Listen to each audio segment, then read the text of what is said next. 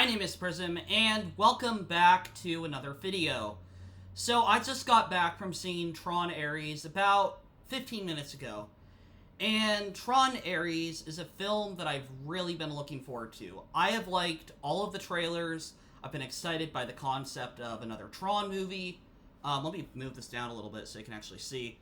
But I've really been excited for it. And I'm happy to say that Tron Ares truly delivers on what makes a Tron film special. The music composed by Nine Inch Nails and the visuals are top notch.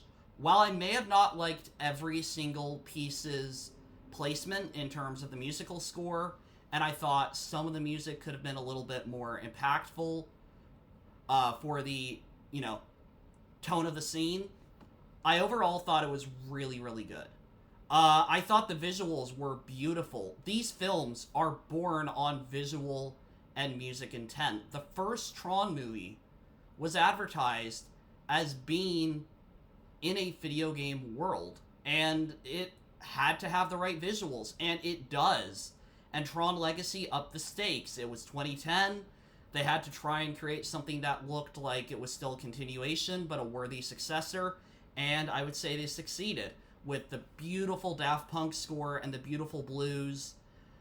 But Tron Ares, I would also say, is a masterful continuation to the Tron franchise. It breathes with so much sense of what made the first two films great. Action, spectacle, and audio spectacle, really. I would say Tron Ares is probably the one that I struggle to get behind the script for. Even the first film, I don't think the script is the best, but some of the character decisions or motivations aren't really, I think, the best. They aren't what I would have preferred, and I don't think they're the best well written.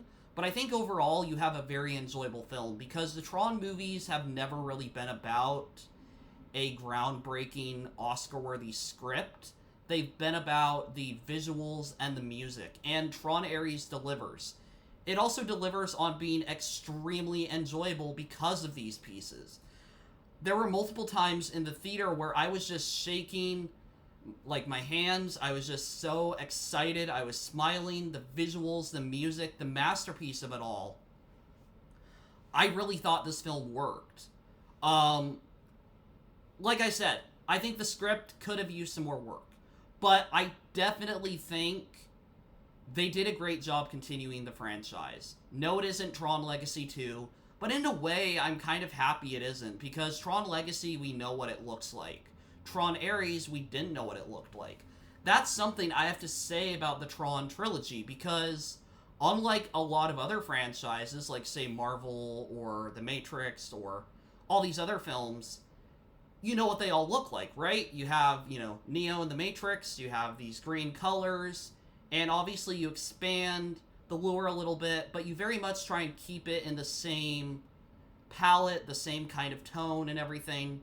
You're trying to keep the same rules, and Tron definitely has some things that it obviously follows, but every single film in the series looks visually distinct, and you don't know where it's going. You really don't fully know where it's going. Obviously, once you're watching it, you can kind of see, oh, this is going to happen, or this is going to happen. But from a marketing standpoint, like, all these films are completely different. Their tones are completely different. I would say the first film is more of a adventure and experimentation. The second film is definitely a father-son story. And the third film, well, I'd have to get into spoilers for that, but what I will say is it's different from Legacy. It keeps the idea of importance of a person in its database.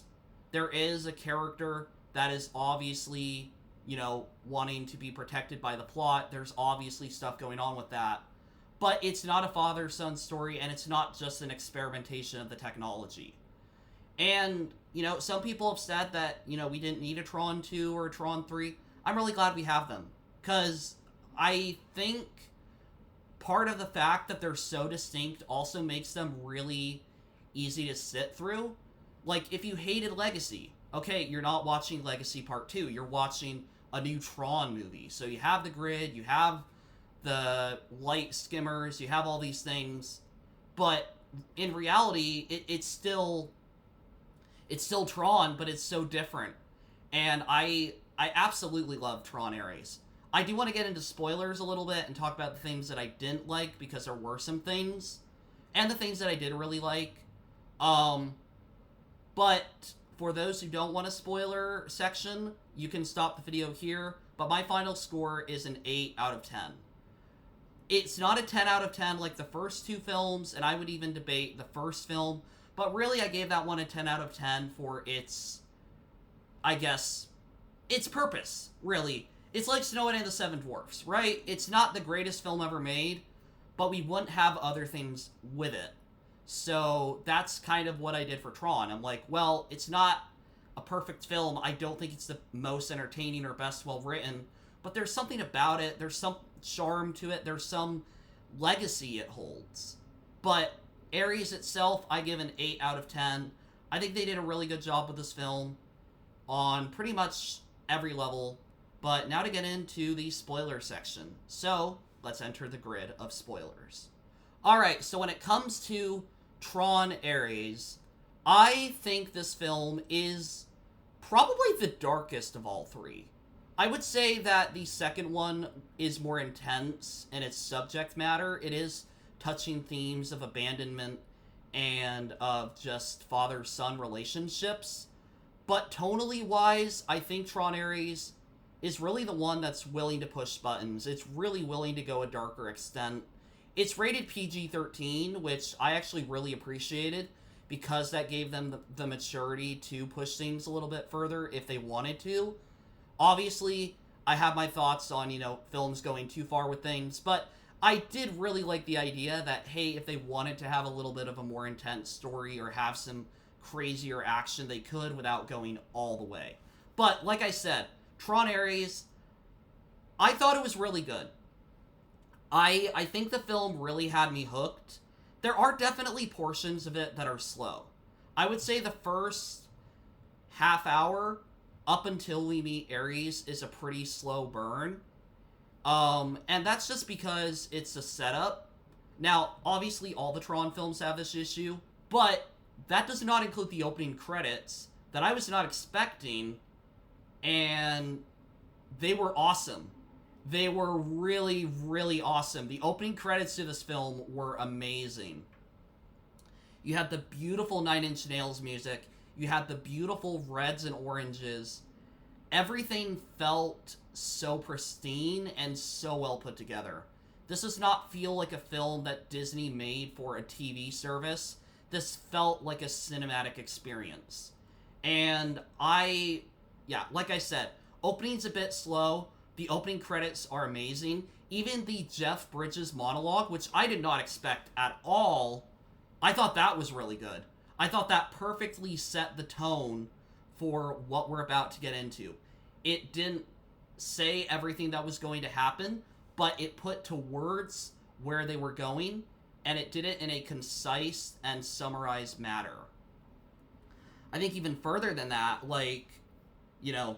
Ares himself, played by Jared Leto. Now, a lot of people have an issue with Jared Leto. I have an issue with Jared Leto. I mean, I don't like to get into actors and stuff and controversies, but if any of the rumors are true, yeah, there's not the greatest stuff about him.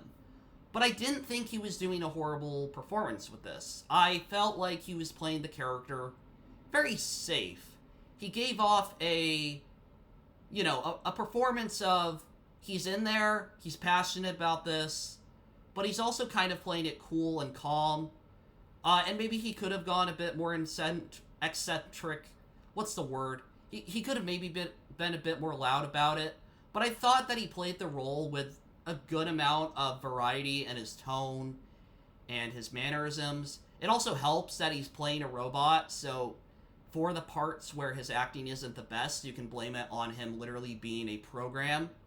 What I didn't really get, honestly, about Tron Ares was the whole plot. The whole plot of the Permanence Code. Now, the Permanence Code, I get that part. But the whole thing of Ares is wanting to break through the system, but instead of just wanting to break through it for himself, he now is trying to save this girl. I believe her name is Eve, and basically is trying to protect her. And it just doesn't really work because it's Jared Leto, but also because I don't think you needed it. It feels cliche. It becomes less of a story about I, as a program, want to disobey my programming to see what I am capable of, or because I question leadership, to I am willing to break my programming because I care about someone else. And that's a great thing. It's a great thing to put others before yourself and to care about others. But I do think it is a bit cliche because I didn't really come for that. I didn't come for this sort of romance or this friendship. I came for Tron. The visual effects, the music, and it delivers in that department. It does consistently give you visual spectacle. There's a moment in the film where they go to an 80s grid. They go to the original Tron grid, and it was honestly amazing to see it in 2025, to see them recreate this world that they had to learn to create all these years ago. You know, there's something about that. Like, when you bring a character back in, like, say, Tobey Maguire's Spider-Man, or Hugh Jackman's Wolverine, you know, you're bringing in a character, but in this, you're bringing in a whole world. They were bringing in the entire grid. It does bring up some questions with where they go with it, of what happened with Legacy. Is Legacy canon anymore? And that would also be the other thing notable in the film, of the many notable things. Jeff Bridges is back as Flynn. He is back as Kevin Flynn, and he actually helps Ares. Now, I don't fully understand why he helps him. I feel like they were trying to be very subtle about it, and like, he understood his program or whatever, but it also just kind of came a bit contrived, or just a bit like, we need him to be fine with this so Ares can break out of the system and get what he needs. It felt a bit like that. It felt like they had a good idea, but it felt a bit like this was the point in the film where they're like, okay, we need to get back to, you know, the real world, back to the main plot. We need to get Ares out of the grid. That's what we need to do, and so we need to just do that and put away any rhyme or reason to do it. And I think that's kind of, you know, one of the issues of the finale of the film. I do really like the finale. There's a great battle sequence. The biggest flaw I have with this film, apart from some writing decisions, some sequences are too short.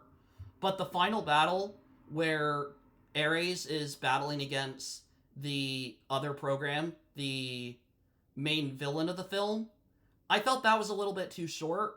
But once again, I still thought it was amazing. I really, really thought this film was amazing. But there was one big aspect that I wanted to comment on with the Tron Ares film and its plot. And that's not really the relationship between Eve and Ares, even though I do take issue with it and I don't really care for it. I find it cliche. But there's a moment in the film where Dillinger, I think his name is Evan Dillinger, he basically orders for Athena to go and get the permanence code. The code that will basically make these AIs invulnerable. That will basically lead to invincibility for whatever is created. You can create trees and they will never die. It's literally the code to control the life of these creations, these digital creations. And he's willing to take lives for it. He is willing to kill off Eve as he sees her as an obstacle, as she has the code and she's the one who discovered it. So he's very much a person who is willing to do this. But there is one moment where his mother, I forget her name, she basically comes to him and tells him she's going to shut down the whole program. She's going to stop the permanence code. She's going to stop everything. The board is in discussion because he's let it be out of control. And Athena walks up and kills her. kills Dillinger's mother. And this isn't like some actual sneaky plot he planned for. It's an accident. Dillinger did not mean for this to happen. In fact, he questions his own program for why they did this, and the response is chilling. Because you said to get the permanence code by any means necessary. And I saw her as an obstacle. And I think, I'm not an AI study major at all. I don't study AI. But I think in the general grand scheme of is AI a good thing or a bad thing, I think it highlights one of the worst issues of AI. We want it to be perfect. We want it to literally be the answer to perfection in the digital age. We want to be able to ask AI to tell us how to do something and not make a mistake while doing it. That's why there's so many builds of AI. It's not just to create bug fixes for accidental curses and things like that. No, the goal is to make a perfect program. We, in a sense, are trying to create an Ares of our own, these AI companies. But right here we see the actual consequences of achieving perfection, because the program does do as it was described. It does nothing that isn't as it was prescribed. But in its provisions, in what it is supposed to do, it found that his mother was an obstacle, kill her, even though that was not requested, but based on the request of get the code by any means, and therefore when she was going to shut it down, kill her to not shut down the code. And it's a very unsettling scene. It's a very dark moment. And yes, Dillinger's a villain, but it is kind of heart-wrenching. It is, because, you really, you feel for him a bit. Corporations, look, there's bad people in them that want to do very bad things. Like, he wanted to kill Eve to get the code that he wanted. But it also made him a bit more human, that he never wanted this to happen. He never wanted to lose his mother to his own program. He never wanted that. But what lost it? His command being incorrect? No, his command was as perfect as he wanted it.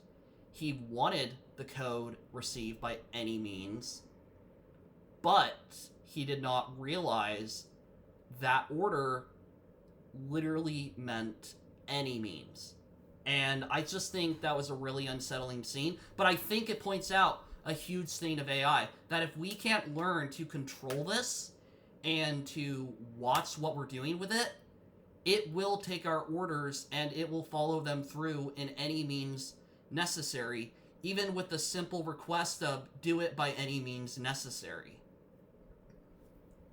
And, it's like anything. You give AI to the wrong people, and they're going to create a monster. You give AI to the right people, and they might find a public health cure. They might find, a great solution to a common problem. But I think there's also a great message in here of perfection is not ours to have, and attempting perfection leads to chaos. I don't think that was originally what I was going to say, but I do kind of get that sense in here. Experience. Once again, I give the film an 8 out of 10. Thank you all for watching, and goodbye for now.